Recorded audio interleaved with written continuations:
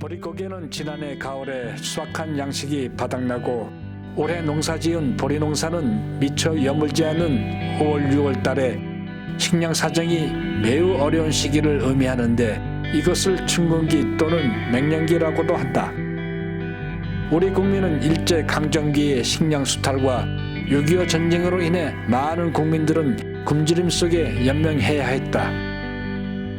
우리나라는 근대산업 생산 기반이 없이 국민 대부분이 농업으로 먹고 사는 아주 가난한 나라였다. 대부분 농민들은 추수하여 거둔 농작물 일부를 소장료, 자녀 학자금, 빚 등 여러 비용 등으로 사용하고 남은 식량을 가지고 겨울과 봄을 지나 초여름 보리 수확 때까지 견뎌야 했다.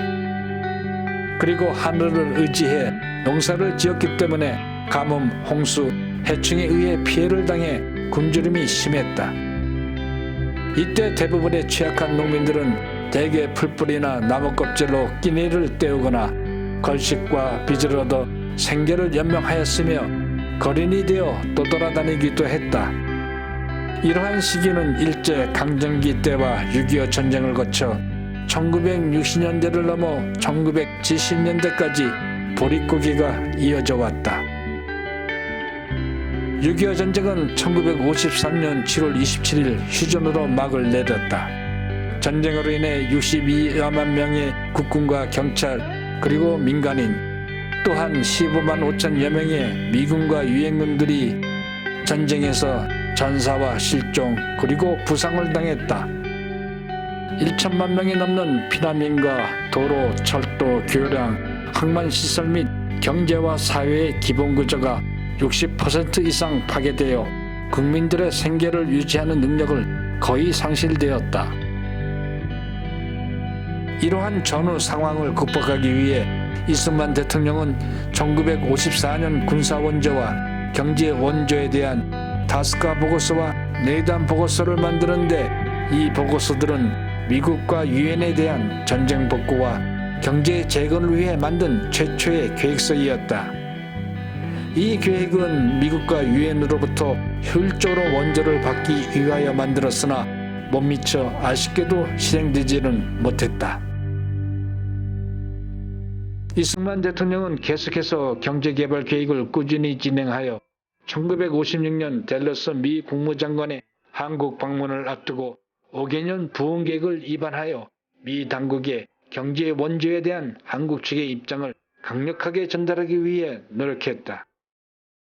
이승만 대통령이 계속적으로 1954년과 1956년에 미국의 경제 원조를 받아내려고 추진한 경제개발 입안들은 그 실효성을 얻지 못했지만 다시 1959년에 만들어진 산업개발 3개년 계획은 어려운 난관을 거치면서 미국의 원조 당국과 협조하에 그 이전보다 실행 가능성을 갖게 되어 1960년대 이후 경제개발 계획을 입안하고 심리있게 실행할 수 있는 결정적인 토대가 만들어졌다. 이승만 대통령의 경제정책은 발전국가의 모델을 기초로 만들어졌다.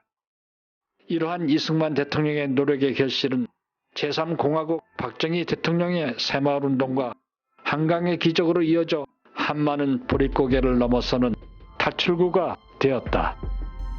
이승만 대통령이 경제정책에 대한 끊임없이 험난한 벽을 두드리는 과정을 통해 경제개발 5개년 계획안이 수정을 통해 본격적으로 실시되어 후진적 농업국가에서 개발도상국을 거쳐 수출 주도국으로 성장하는 계기가 되었다.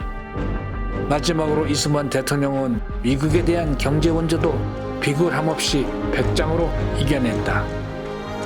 그 내용은 종전 후 1950년대 후반 미국이 군대의 감축에 따른 비용을 경제개발 비용으로 전환할 것을 제안하였을 때 미국은 한국에 대한 원조 비용을 줄이기 위해 주한미군 감축과 함께 미국의 원조로 운영되는 한국군의 규모까지 줄이는 데 그 의도를 가지고 있었다.